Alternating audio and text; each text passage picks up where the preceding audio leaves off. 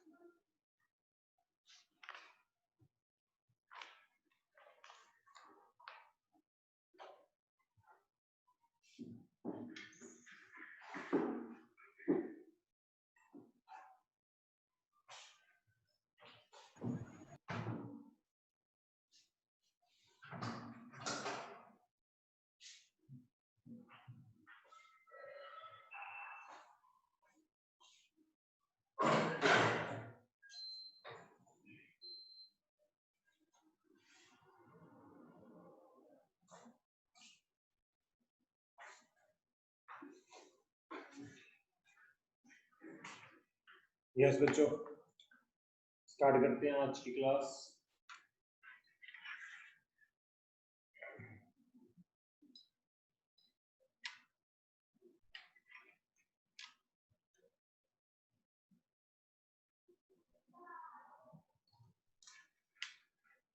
बच्चे करें start. Yes, sir.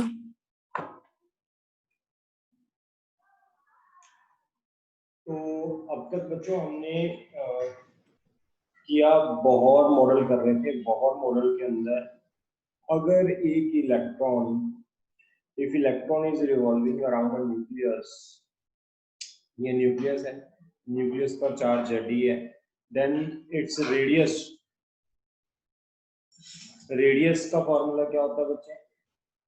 Radius की वैल्यू मैंने आपको निकलवाई है। दो वैल्यूज हैं, दो फॉर्मूले हैं रेडियस के।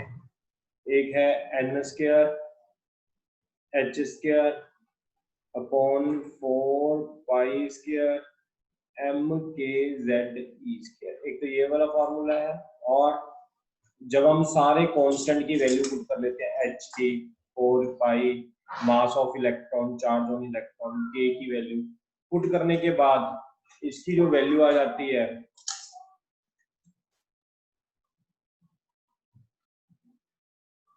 इसकी जो वैल्यू आ जाती है r की value 0.529, 0.529 n square z angstrom, ये वाली वैल्यू आ जाती है। इसके बाद बच्चों मैंने आपको बताया फॉर हाइड्रोजन एटम, जो बोहर का हाइड्रोजन एटम है उसके लिए, for hydrogen atom, hydrogen atom के लिए Z कितना होता है बच्चे? एटॉमिक नंबर, एटॉमिक नंबर कितना होता है हाइड्रोजन एटम के लिए? 1। और हाइड्रोजन एटम में फर्स्ट ऑर्बिट में इलेक्ट्रॉन होता है बच्चे, n की वैल्यू क्या हो जाएगी? 1। तो r की वैल्यू कितनी आ जाएगी? 0.29 एंगस्ट्रॉम। ये हाइड्रोजन के लिए मैंने कल आपको कैलकुलेट करवा दिया था। यहां तक किसी ने कुछ पूछना तो नहीं है? जब इलेक्ट्रॉन रिवॉल्व करता है तो उसका रेडियस कितना है, जनरल फार्मूला, कांस्टेंट को पुट करने के बाद वैल्यू बता दी मैंने बच्चों। इसके बाद मैंने आपको हाइड्रोजन एटम के लिए बता दी कि हाइड्रोजन का एटॉमिक नंबर 1 होता है, और एक ही इलेक्ट्रॉन होता है जो फर्स्ट ऑर्बिट में होता है। अगर फर्स्ट ऑर्बिट में एक इलेक्ट्रॉन होता है तो n की वैल्यू भी 1 होगी, जिससे हमारे पास रेडियस की वैल्यू निकल गई। यस बच्चों, यहां तक ठीक? किसी को कोई डाउट है तो पूछ सकते हो। हाँ जी बच्चों, क्या हो गया? नींद में हो भी? बोल नहीं रहे कुछ?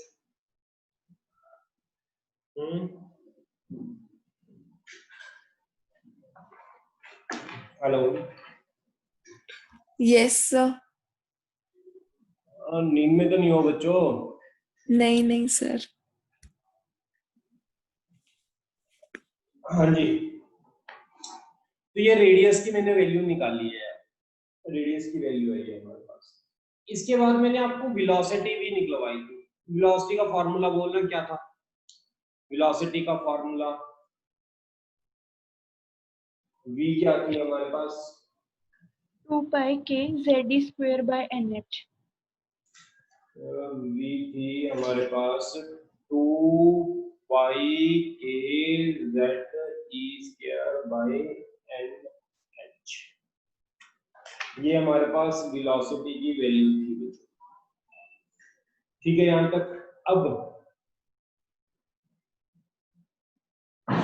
अगर हम यहाँ पर कांस्टेंट की वैल्यू पुट करके इसको सॉल्व करते हैं तो ये v की वैल्यू बच्चों पता कितनी आती है? ये v की वैल्यू आ जाती है हमारे पास 1/137 c/n। ये वैल्यू है ये वेलोसिटी की। c जो होती है वो बच्चे स्पीड ऑफ लाइट होती है, c जो होती है वो स्पीड ऑफ लाइट। हाँ जी यहाँ तक ठीक। अब मैंने आपको बता दिया अगर कोई इलेक्ट्रॉन सर्कुलर ऑर्बिट में घूम रहा है तो उसका रेडियस कितना होगा और उसकी कितनी स्पीड होगी घूमने के लिए। तो ये हमने यहाँ तक लिख लिया बच्चों। इसके आगे हम कर रहे हैं, आज हमारा टॉपिक है एनर्जी ऑफ इलेक्ट्रॉन।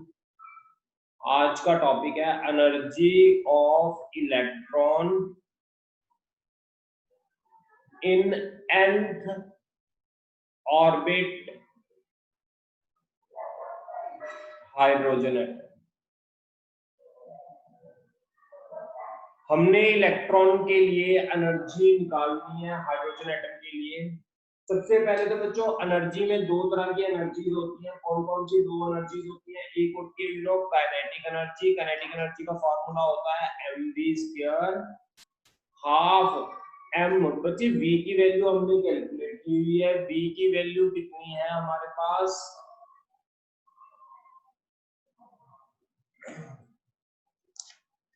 मुझे आप ये बताना फर्स्ट पोस्टुलेट से वैल्यू। फर्स्ट पोस्टुलेट आपको याद है बच्चों? फर्स्ट पोस्टुलेट क्या था? mv² is equal to kz e² by r2r। ये आपको याद है कि नहीं? First postulate. Yes sir.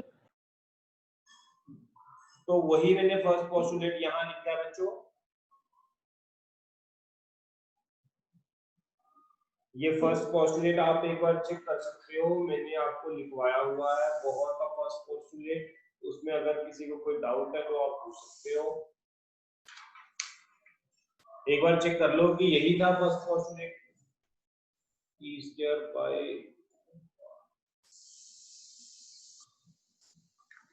हाँ जी बच्चों यही था क्या? फर्स्ट पोस्टुलेट यही था sir Sir, mv square r by k z e square by r square था। yes, sir. r²। ठीक है ना, ये चीज थी ना। सर mv by square भी था। mv² बाय r था ना, r से r कट गया। यस ये कितना आ गया? mv² kz e² by r। ये चीज थी है ना। अब बच्चे मैं डायरेक्ट mv² की वैल्यू क्या पुट कर सकता हूँ इसमें? kz e² by r put कर सकता हूँ mv² की जगह। ये पुट कर सकता हूँ। Yes sir. तो ये मेरे पास कौन सी एनर्जी आ गई? काइनेटिक। पोटेंशियल एनर्जी के लिए पोटेंशियल एनर्जी का फॉर्मूला क्या होता है? k q1 q2 by r। अब इलेक्ट्रॉन पे चार्ज नेगेटिव होता है तो पोटेंशियल एनर्जी नेगेटिव हो सकती है, इसलिए मैंने नेगेटिव साइन यहाँ पर लगा लिया। तो ये क्या बन गया? Minus kz e² by r। यहाँ पे देखना इतना क्लियर आपको? काइनेटिक एनर्जी ऊपर नेगेटिव नहीं होती, इसलिए मैंने ई के साथ नेगेटिव साइन यूज नहीं किया। अब हमारे पास इसके बाद टोटल एनर्जी कितनी हो जाएगी बच्चे? टोटल एनर्जी कैपिटल ई, जिसको मैं बोलता हूँ टोटल एनर्जी।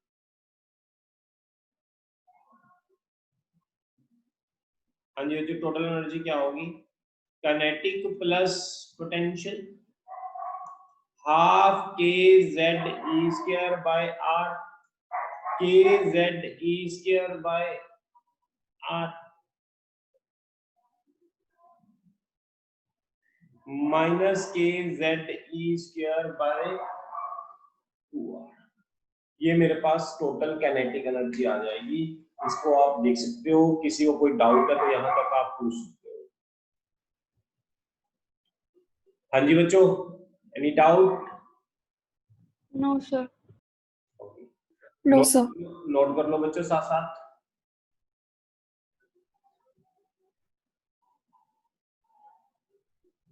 साथ साथ जल्दी जल्दी नोट कर लो और इसके बाद आगे चलते हैं।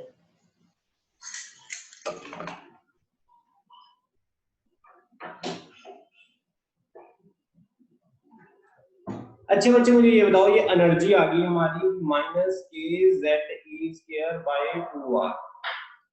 क्या हम यहाँ r की वैल्यू पुट कर सकते हैं? r की वैल्यू क्या होती है वो पुट कर दो यहाँ पर बच्चे, minus K Z E square by 2। r की वैल्यू कितनी थी? रेडियस की वैल्यू बताना कितनी थी बच्चों? kz e square by mv square. K Z E square by M V square. नहीं बच्चे, v की भी वैल्यू पुट की होनी चाहिए, r की जो वैल्यू मैंने निकाली, n square h square by 4 pi square m के जेड ई स्क्वायर। यही थी ना, देखना r की वैल्यू। Yes, sir. ओके, तो इसको हम सॉल्व करते हैं बच्चे फर्दर। तो ये मेरे पास आ जाएगा माइनस, इसको आप सॉल्व करो, minus K Z E square 4 pi square M K Z E square by 2 N square H square is equal to, ये मेरे पास कितना आ जाएगा जब मैं बच्चे इसको सॉल्व करूंगा सारे को, तो सॉल्व करने के बाद आ जाएगा 3.6 upon N square Z square E into, ये आप नोट कर लो बच्चे।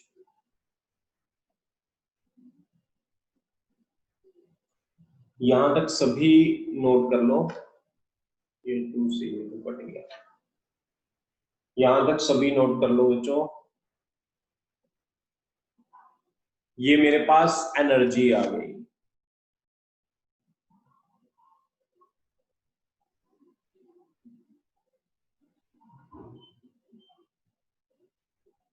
यहां तक कोई आपको डाउट है तो पूछ सकते हो।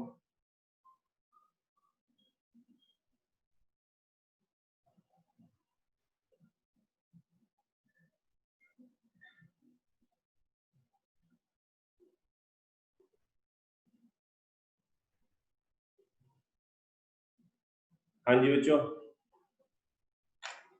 यहां तक कोई डाउट है तो पूछ सकते हो। अब आप बच्चों ध्यान से देखो, काइनेटिक एनर्जी कितनी थी? काइनेटिक एनर्जी कितनी थी?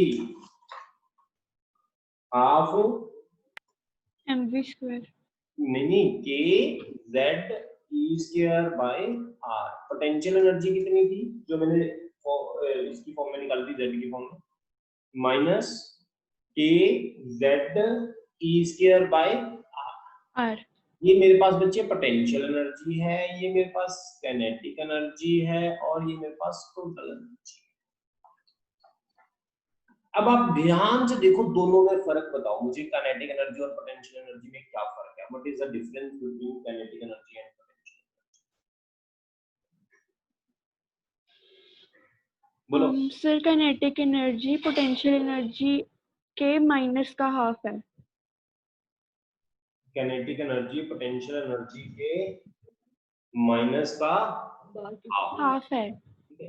तो मैं इसको ऐसे लिख सकता हूँ बच्चे, काइनेटिक एनर्जी, सॉरी, तो मैं इसको लिख रहा हूँ kinetic energy is equal to potential energy का हाफ है, माइनस की बात कर रहा है तो मैं यहाँ ले लेता हूँ मैग्नीट्यूड। मैग्नीट्यूड के तो मैग्नीट्यूड माइनस को छोड़ दो, तो इस मैग्नीट्यूड के तो हाफ है ना, हाफ के इक्वल। Yes sir. ओके, इसके बाद आप ये बताओ जो टोटल एनर्जी है वो किसके इक्वल है। ये टोटल एनर्जी ये थी बच्चे, अगर आपको याद हो, आर की फॉर्म में। ये भी लर्न करना है फॉर्मूला, ये भी लर्न करना है और ये भी लर्न करना है, दोनों फॉर्मूले एनर्जी के ये दोनों लर्न करने, जैसे रेडियस के फॉर्मूले लर्न करवाए थे ऐसे एनर्जी के ये दोनों फॉर्मूले लर्न करने। अब बच्चे आप ध्यान से देखो, टोटल एनर्जी और काइनेटिक एनर्जी में क्या फर्क है, बताओ जल्दी। टोटल एनर्जी और काइनेटिक एनर्जी में क्या फर्क है? साइन का sir, minus. Oh very good. Total energy जो है वो मतलब आप ये लिख सकते हैं, काइनेटिक एनर्जी जो है बच्चे वो टोटल एनर्जी के मैग्नीट्यूड के इक्वल है। बोलना, ये स्टेटमेंट सही है? यस। इसी तरह मैं ये भी लिख सकता हूँ, टोटल एनर्जी जो है बच्चे वो उसका मैग्नीट्यूड पोटेंशियल एनर्जी के मैग्नीट्यूड के से हाफ है। Yes sir. तो मैं यहाँ पर लिख रहा हूँ आगे फर्दर, टोटल एनर्जी का मैग्नीट्यूड पोटेंशियल एनर्जी, क्योंकि के की जगह मैं ई लिख सकता हूँ ना, पोटेंशियल एनर्जी के मैग्नीट्यूड से। ये क्वेश्चंस आपको ऑब्जेक्टिव में काम देंगे। यहाँ पर लिख लो स्टैंडर्ड वैल्यू काइनेटिक एनर्जी की कितनी आती है जब आप इसको कॉन्स्टेंट्स को सॉल्व करते हो। काइनेटिक एनर्जी की स्टैंडर्ड वैल्यू आती है 13.6 upon n square z square ev। Potential energy की जो स्टैंडर्ड वैल्यू आती है वो आती है -27.2 z square n square e into v। ये आती है आपकी पोटेंशियल एनर्जी, ये टोटल एनर्जी काइनेटिक पोटेंशियल। ये इट्स ऑल अबाउट एनर्जीज। ये कंप्लीट मैंने आपको एनर्जीज के बारे में बताया। कोई डाउट है तो आप पूछ सकते हो बच्चों अभी भी। ये students, any doubt? No sir. No sir. बच्चों एक एनर्जी का फार्मूला, एनर्जी के तीन फार्मूले हैं टोटल एनर्जी के, एक ये वाला, एक ये वाला और एक ये वाला भी। ये वाला भी याद करना है, 1 2 3 फार्मूले एनर्जी के याद करना।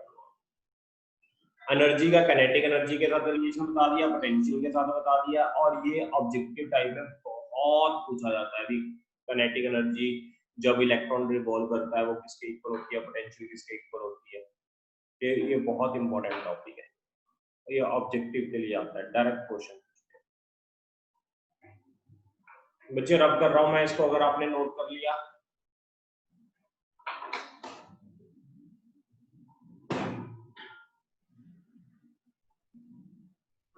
फॉर वेवलेंथ, वेवलेंथ के लिए देखो बच्चों, तुम्हें पता है एनर्जी का फॉर्मूला क्या होता है?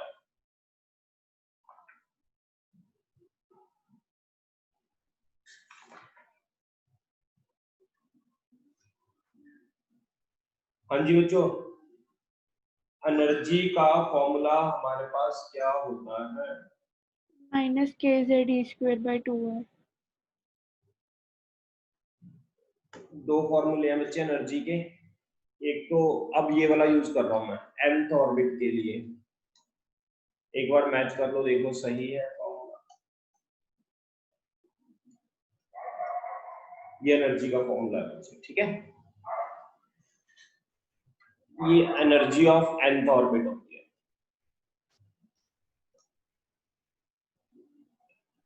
अच्छा मुझे ये बता दो, by Bohr third postulate, Bohr का थर्ड पोस्टुलेट क्या कहता है? HF is equal to E2 minus E1। हाँ जी बच्चों, यही कहता है।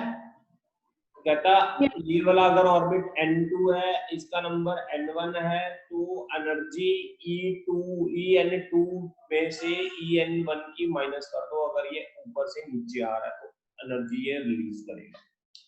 वो कितनी होगी? HF एनर्जी होगी is equal to En2 minus En1। Clear?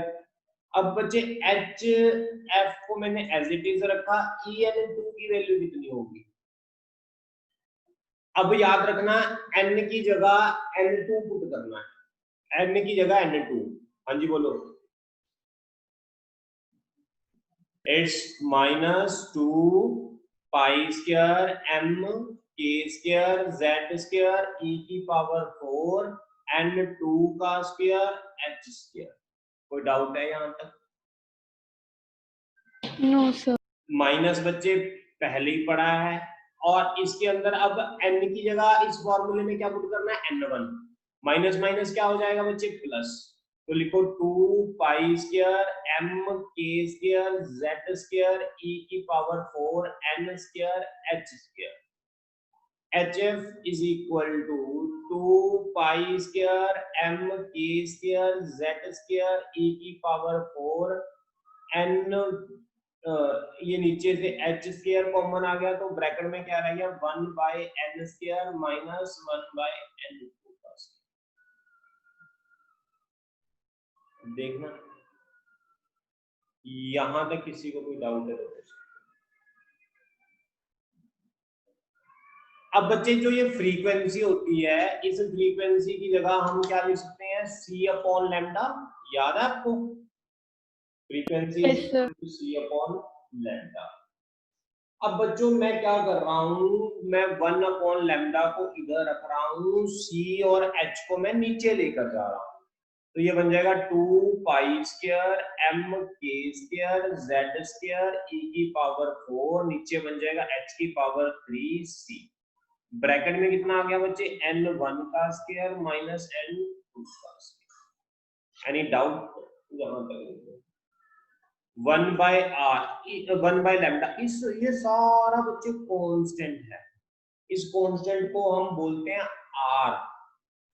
1 bye n1 का स्क्वायर माइनस n2 का स्क्वायर। यहां तक देख लो, डेरिवेशन में कोई दिक्कत है? वेयर ये जो r है, जब हम कांस्टेंट को सॉल्व करते हैं उसकी वैल्यू कितनी है? 2 pi square m k square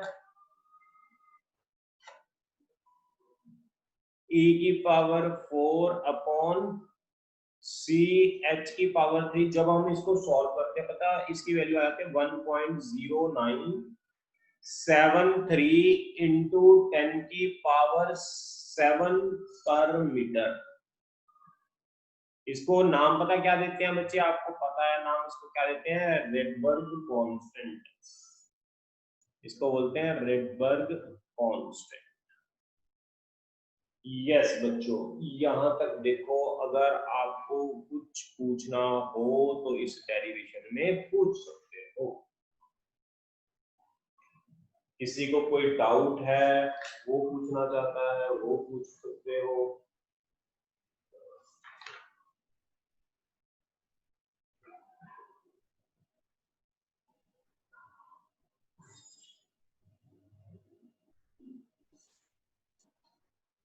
हाँ जी बच्चों, है कोई doubt?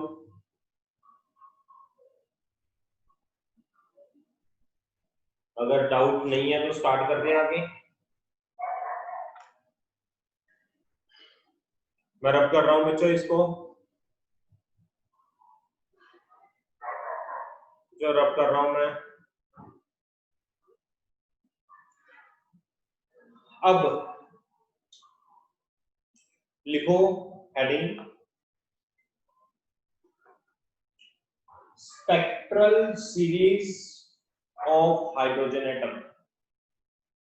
Spectral series of hydrogen, spectral series of hydrogen atom, ये लिखो बच्चों।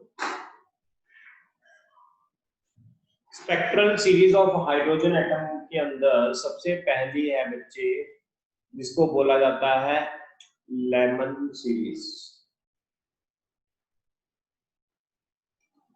ये आपने मे बी केमिस्ट्री में किया हो।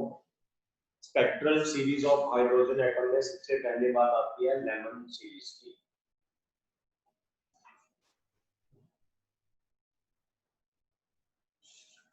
यस बच्चों, लेमन सीरीज क्या होती है समझो।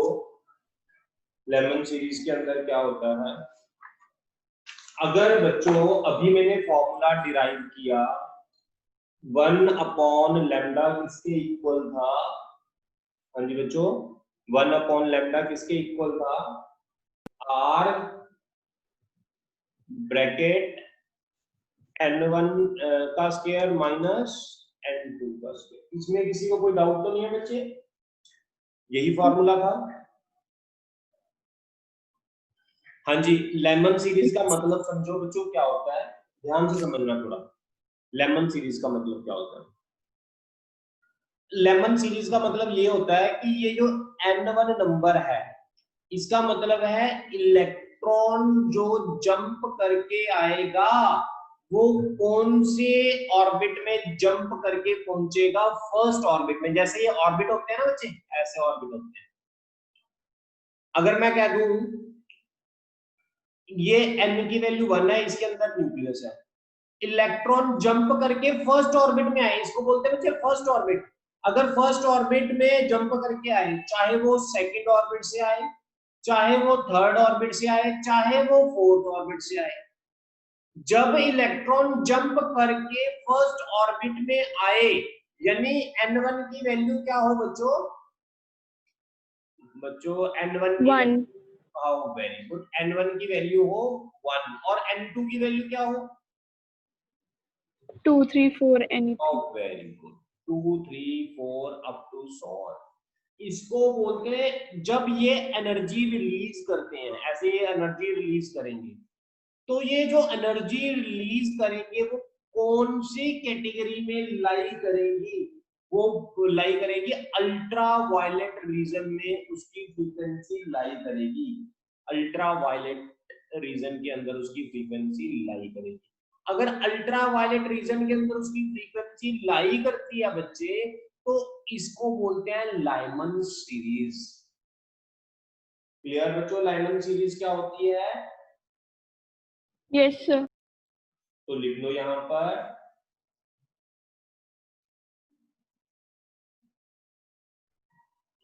if an electron jump from higher, if electron jump from higher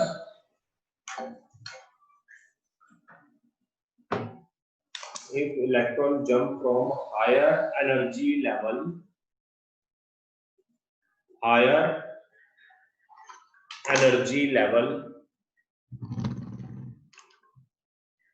jump from higher energy level,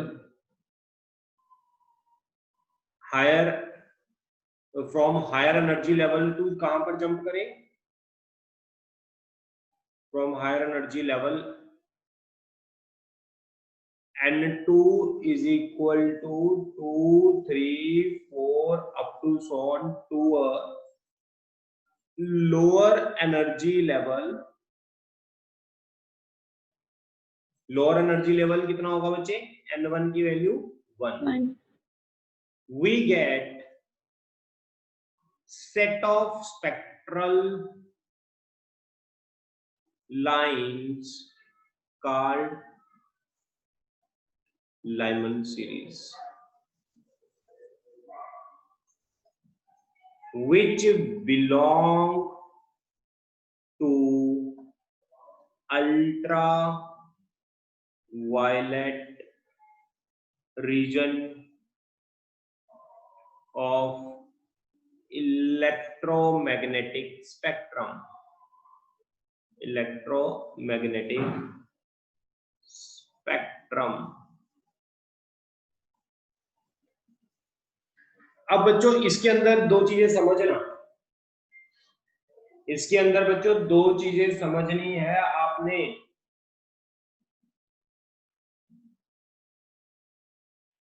सबसे पहले आपने इसके अंदर समझना है कि अगर मैं आपको ये कह दूं कि n1 की वैल्यू तो 1 है, if n1 is equal to 1 और n2 इज इक्वल टू 2 है। हाँ जी बच्चों, n1 की वैल्यू 1 है और n2 की वैल्यू 2 है। कहने का मतलब इलेक्ट्रॉन कहां से जंप कर रहा है बच्चे? हाँ जी बच्चों, इलेक्ट्रॉन कहां से जंप कर रहा है? 2 सेकंड से ऑर्बिट। 2 से जंप कर रहा है। मैं इसको ऐसे ड्रॉ कर रहा हूं बच्चे, 2 से जंप कर रहा है। ये सॉरी, ये n1 है, ये 2 है हमारे पास, ये n इज इक्वल टू 1, इसको लिखो n इज इक्वल टू 2। अब 2 से जंप करके फर्स्ट ऑर्बिट में आ रहा है तो वो एनर्जी रिलीज करेगा। ध्यान से समझना मेरी बात, एनर्जी रिलीज करेगा। तो सारी वैल्यूज यहां पर फॉर्मूले के अंदर पुट कर दो। सारी वैल्यू जब हम फॉर्मूले के अंदर पुट करते हैं तो मैं आपको बताऊं कि जब यहां से यहां तक आएगा E is equal to HF है, फ्रीक्वेंसी मिनिमम होगी और फ्रीक्वेंसी के उलट क्या होता है? वेवलेंथ मैक्सिमम होगी बच्चे, याद रखो। जब n2 से n1 पे जंप करेगा तो वेवलेंथ क्या होगी? इसकी मैक्सिमम होगी। R as it is, n1 की वैल्यू 1, n2 की वैल्यू 2, तो ये आ जाएगा बच्चे आपका 4, ऊपर आ जाएगा 3/4, तो लैम्डा मैक्सिमम आ जाएगा हमारे पास 4/3। अगर मैं 4/3 r की वैल्यू क्या पुट करूं? अभी हमने बताई थी 1.097 into 10⁻⁷, it will be equal to, ये वैल्यू आ जाएगी बच्चे, लैम्डा मैक्सिमम की वैल्यू आ जाएगी आपकी 1212 एंगस्ट्रॉम। अगर किसी को कोई डाउट है तो यहां तक आप पूछ सकते हो। इसको बोलते हैं लैम्डा मैक्सिमम बच्चों। सिमिलरली अगर मैंने लैम्डा मिनिमम पता करनी है तो मुझे क्या करना पड़ेगा? कोई बच्चा बता सकता है लैम्डा मिनिमम के लिए? हाँ जी बच्चों, फॉर लैम्डा मिनिमम के लिए n1 की वैल्यू कितनी होगी और n2 की? इंफिनिटी। Oh very good.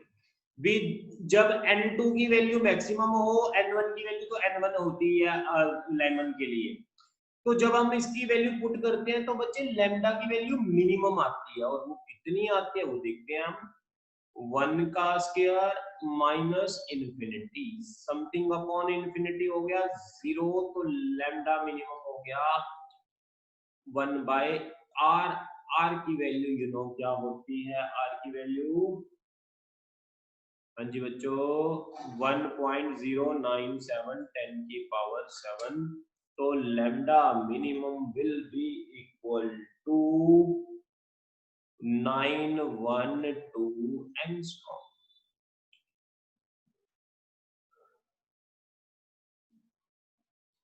पता लग गया बच्चों लेमन के लिए मैक्सिमम वेवलेंथ कितनी होती है और मिनिमम वेवलेंथ कितनी होती है? Yes sir. ओके बच्चों, अगला करते हैं इसके बाद दूसरा। मैं रब कर रहा हूं इसको, अगर नोट कर लिया यहां तक। दूसरा है बच्चे बाल्मर सीरीज। बताओगे बाल्मर के लिए क्या होगा? N1 की वैल्यू कितनी होगी बच्चे और N2 की वैल्यू कितनी होगी बाल्मर के लिए? N1 2। Yes, very good. Lemon के लिए था N1 की वैल्यू 1 और N2 की वैल्यू कुछ भी हो सकती थी बाल्मर के लिए, है ना। लेकिन इसके लिए हम ये क्या कहेंगे बच्चों? इसके लिए हम ये कहेंगे कि N की जो वैल्यू है कहां से कहां तक इलेक्ट्रॉन जंप करके आना चाहिए बच्चे? 2 में आना चाहिए। चाहे वो 3 से जंप करके आ जाए, चाहे वो 4 से जंप करके आ जाए, चाहे वो 5 से जंप करके आ जाए, ठीक है। कहीं से भी जंप करके आए इलेक्ट्रॉन, चाहे 3rd से आ जाए, चाहे 4th से आ जाए, चाहे 5th से आ जाए, कहीं से भी जंप करके आए वो, अगर इलेक्ट्रॉन जंप करके N की वैल्यू यानी N1 की वैल्यू किस में गिरना चाहिए? 2 में गिरना चाहिए। N2 की वैल्यू 3 से भी आ सकता है, 4 से भी आ सकता है, 5 से भी आ सकता है, अप टू सो ऑन। तो इसको कौन सी सीरीज बोलते हैं बच्चे? Balmer series. तो मैं यहां लिख सकता हूं the spectral series transition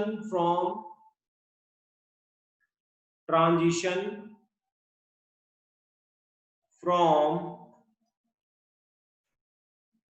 N2 is equal to 3, 4, 5 up to so on to N1 is equal to 2 lies in the visible region is called Balmer series.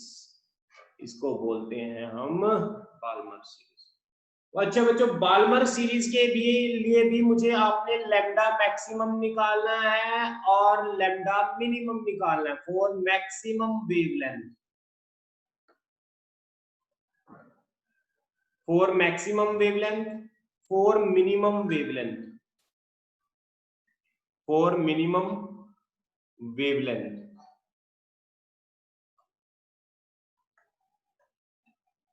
For maximum wavelength और for minimum wavelength. अच्छा बच्चों, maximum wavelength के लिए बताओ क्या लिखेंगे? N1 की value 2, N2 की वैल्यू 3, और मिनिमम वेवलेंथ के लिए N1 की वैल्यू 2, N2 की वैल्यू infinity। Very good. तो 1 upon lambda maximum is equal to R। N1 की वैल्यू 2 आ गई, N2 की वैल्यू 3 का स्क्वायर आ गई। जब आप इसको सॉल्व करोगे तो बच्चों आपके पास आ जाएगा lambda maximum is equal to 6563 angstrom. यहां पर जब आप लैम्डा मिनिमम के लिए सॉल्व करोगे तो आपके पास आ जाएगा बच्चों ये, जब आप इसको सॉल्व करोगे lambda minimum will be equal to 3646 angstrom. याद रखना, ये जो वेवलेंथ लाई करती है ये रीजन कौन सा होता है बच्चों? हाँ जी, ये जो रीजन होता है वो कौन सा रीजन होता है जिसके अंदर ये लाई करती है? यस बच्चों,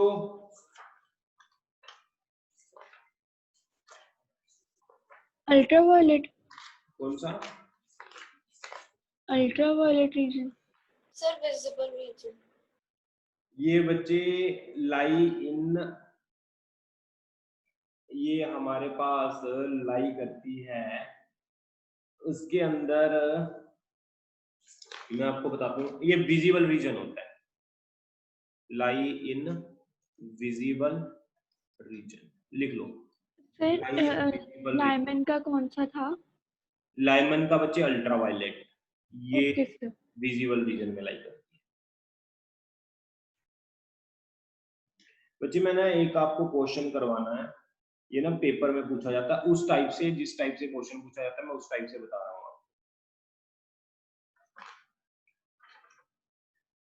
ये वैसे टाइम खत्म हो गया, आप यहाँ तक ही नोट कर लो। अभी आगे ना मैं कल कंटिन्यू करवाऊंगा, अगर आप खुद कर सकते हो। थर्ड वाला कर लो, बाल्मर, पास्चन, ब्रैकेट, टिफन, ये 5 सीरीज होती हैं। 5 सीरीज आपको बुक में दी होंगी, आप सभी के रिजल्ट निकाल सकते हो। फिर मैं कल आपको ग्राफ बनाऊंगा अगर आप रिजल्ट निकाल दो, लैम्डा मैक्सिमम निकाल दो, लैम्डा मिनिमम निकाल दो। कल आपका टेस्ट है ड्यूअल नेचर का, सब्जेक्टिव है ना? Yes, sir.